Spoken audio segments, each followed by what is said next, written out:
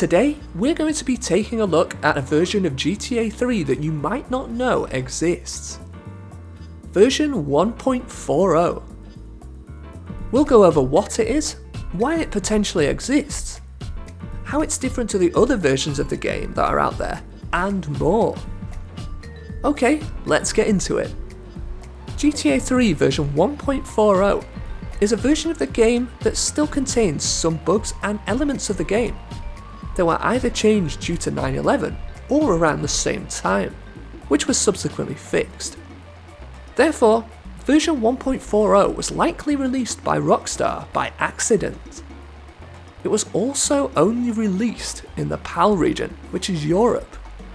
Rockstar very quickly followed up with a subsequent release of GTA 3 in PAL regions, which was labelled 1.60, and has all these issues fixed and matches the version of the game that was released in other areas like North America. This version of GTA 3 is likely pretty rare, as it was seemingly only accidentally released in limited quantities before Rockstar followed up with the 1.60 version. The reason it exists is likely because the wrong build was labelled as the master build and was sent for manufacturing. So how do you know if you have the 1.40 version of the game? Well, you'll need to have the European version of GTA 3 for a start, and there's an easy way to tell just by looking at the disc.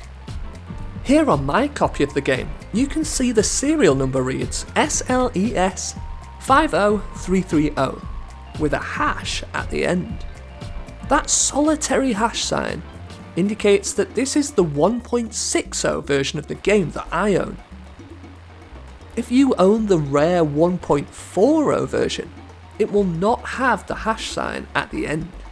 You may also see the serial number have /UK or /Euro at the end. They can also come with or without the hash symbol afterwards. One thing I was surprised about was that I have two different promos of GTA 3. An English one and an Italian one. Promos are typically released a short time before the final game, but they're both version 1.60. I thought they might be 1.4, but nope. Okay, let's jump into the game and check out some of the differences between 1.4 and 1.6. Starting near the beginning of the game, when you first get wasted, you'll be teleported to the hospital in Portland, and a cutscene will play that explains what happens when you get wasted. You can also trigger this cutscene by walking into the information marker at the hospital. On V1.40, this cutscene is unskippable.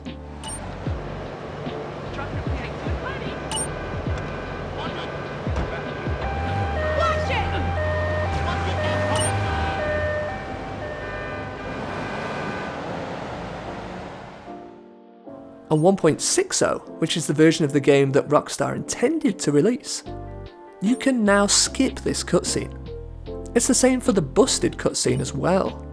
Like when you get wasted for the first time, you get a cutscene that explains what happens when you get busted, as well as wanted levels and police bribes.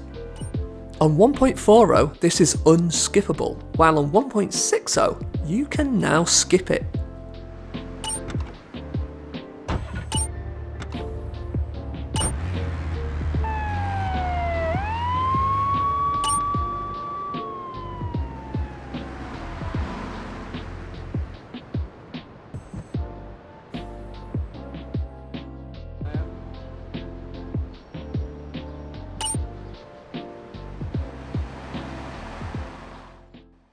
Next we move over to the Callahan Bridge. The camera angle for the unique stunt jump on top of the bridge was changed between versions. On the older 1.40, the camera angle that's used means you can't see how you land. Whereas this was fixed on 1.60, meaning that you could now see how you landed after the unique stunt.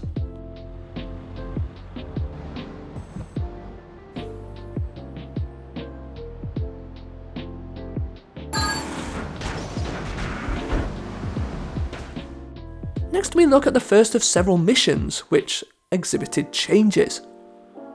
Blowfish, which is given to the player by Tony Cipriani.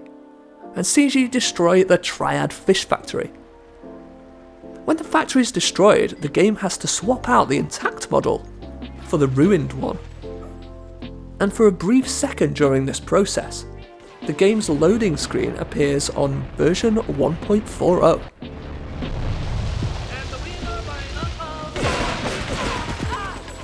This was changed on 1.60. Instead, the screen goes white for a moment, rather than displaying the loading screen. Okay, now we look at Big N Veiny, which you get from El Burro at the payphone in Hepburn Heights. Specifically, we're going to be attempting Big N Veiny after the mission Sayonara Salvatore has been completed. Generally, after you kill Salvatore and the Mafia turn against you, their weapons are upgraded from Uzis to shotguns. But there are certain missions which mean you have to go through St. Mark's, such as Turismo. Naturally, these missions will become difficult once the Mafia are armed with shotguns. On version 1.40, the Mafia do indeed have pistols and shotguns during this mission, making it much more challenging than it would be if it was attempted before Sayonara Salvatore.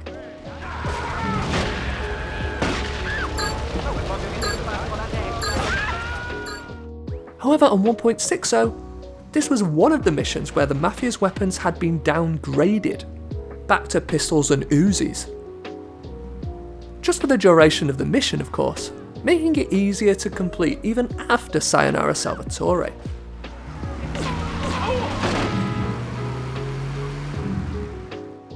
Next up is Bomb the Base Act 2, which is given to the player by 8ball. When you knock on 8ball's door, he'll tell you that he needs 100 grand to create the explosives, which are needed to destroy the cartel Spank factory aboard their cargo ship. Even if you have enough money at this point, you'll still initially get the cutscene where 8ball tells you to come back when you have the cash. On 1.40, this actually counts as a mission attempt. Here, before I trigger the cutscene, you can see I have attempted missions 24 times. Then we go ahead and walk into the blue marker to start the cutscene. When it's finished, we can go back into the pause menu and see that the mission attempted counter is now at 25. On version 1.60, this was changed. Triggering the cutscene with 8ball where he asks you to come back once you had the money no longer counts as a mission attempt. On this save, I have attempted missions 25 times. And if we trigger the cutscene before checking our tally again, we can see that this time it hasn't been counted as a mission attempt. This was likely changed because, as I mentioned before, even if you have enough money, you'll still get the cutscene where 8ball tells you to come back when you have the cash. So there's no way to bypass this. Taking a break from the storyline for just a minute, there was also a line of pedestrian dialogue which was meant to be cut before the game was released, but it was still present in version 1.40.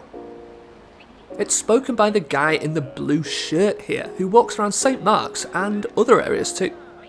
Among his various lines, he says, "I designed the PS2. I designed the PS2. I designed the PS2. On version 1.6, this was removed.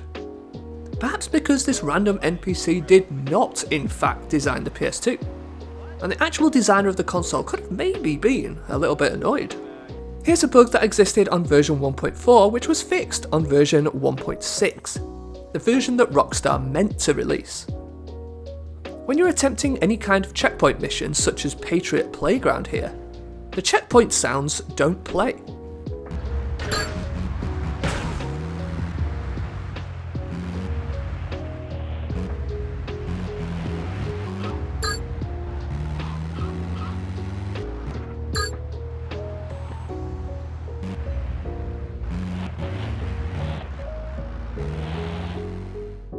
On 1.60, this issue was fixed and the checkpoint sounds now play as they should.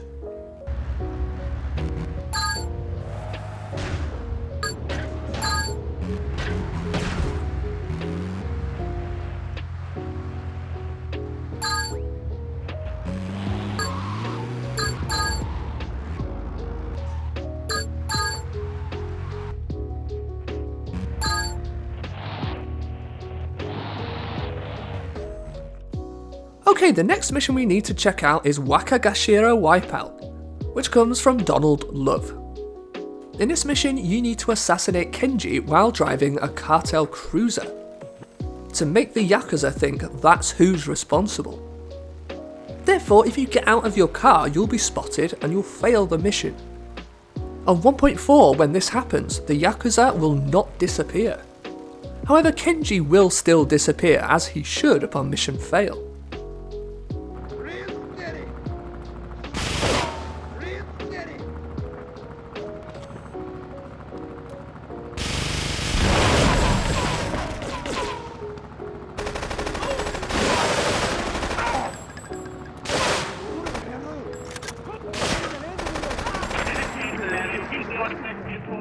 But that's not all.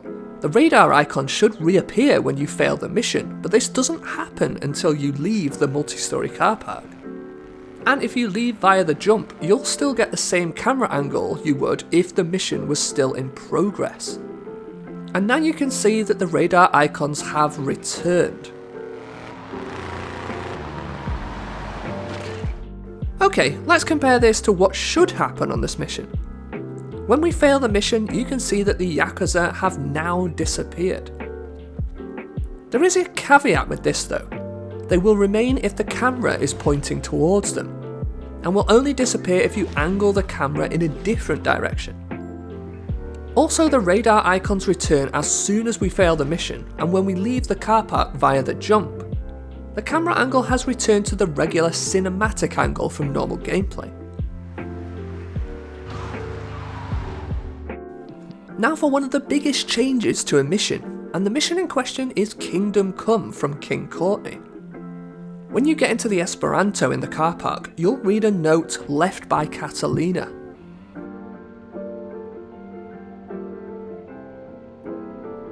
Then a van will arrive and a man with a bomb strapped to his chest will get out and run towards you. The subtitles specifically refer to these guys as suicide bombers. And the following subtitle also refers to them as bombers. Now, this is something that Rockstar likely changed as a result of 9/11, and therefore this was never meant to see the light of day. On version 1.60, the version they meant to release, the references to bombers have been replaced with references to madmen instead. Come here! TikTok, what's on my special delivery? Come here!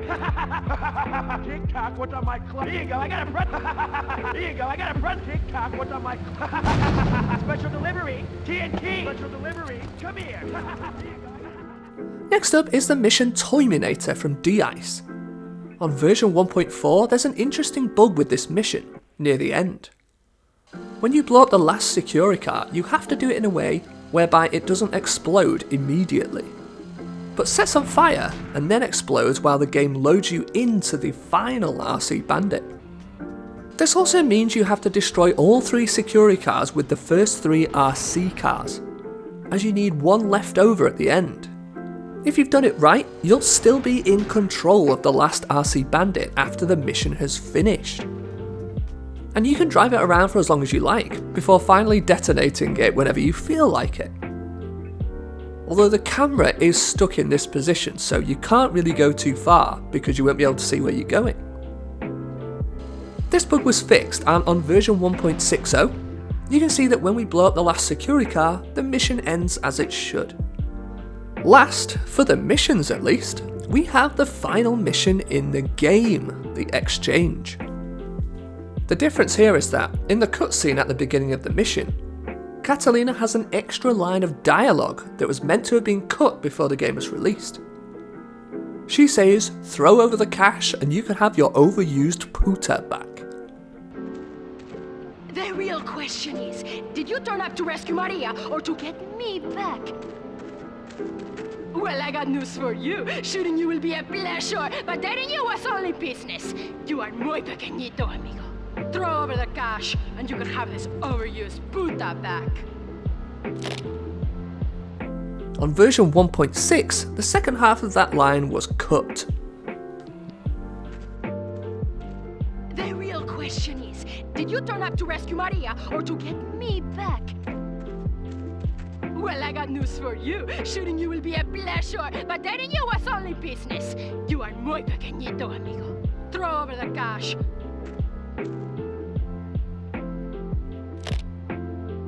We also need to discuss what we call the Deaddodo, which is its internal file name. This is not the plane that you see on screen right now, but the version of the Dodo with its full wings intact. It's a fully non-playable vehicle and flies high above Liberty City, while it also appears in a couple of missions as well. Between versions 1.4 and 1.6, the flight path of the Deaddodo has changed quite a bit. Originally, it flew close to the city, flying over a lot of Portland in particular. It even flies right through a building in Chinatown. This is likely because when the flight path for the Deaddodo was originally created, this building had not yet been implemented, and a smaller building probably took its place. When this larger building was added in, the flight path wasn't initially changed. On version 1.6, the Deaddodo's flight path is way smaller, and it typically flies further away from the city to avoid bugs like the one we just saw. You can see it best in Shoreside Vale, although it also touches on the north of Staunton Island and Portland as well. There's a user called Vadim M who's put together a video showing the entire flight paths of the Deaddodo on versions 1.4 and 1.6. So I'll link that video in the description if you want to see it. The last major change to mention is the completion percentage. On version 1.4 you could only achieve 98% game completion, even though you had done everything that needed to be done. This bug was fixed in 1.6 and you could of course now reach 100% completion. Do you know of any differences that we've not addressed here? Let me know in the comments. Thanks as always for watching, and I hope you enjoyed the video.